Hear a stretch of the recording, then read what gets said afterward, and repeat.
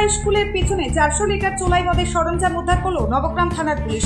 মঙ্গলবার দুপুরে মুর্শিদাবাদ জেলার নবগ্রাম থানার অন্তর্গত কিরিটেশ্বরী অঞ্চলের নাগরা নিরোধা দেবী আদিবাসী হাই স্কুলের পিছনে একটি জঙ্গলের মধ্যে প্রায় 400 লিটার চোলাই মদের সরঞ্জাম উদ্ধার করে নবগ্রাম থানার পুলিশ।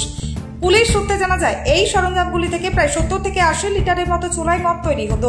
তার আগেই নবগ্রাম থানার পুলিশ গোপন সূত্রে খবর পেয়ে সেখানে উপস্থিত হয়।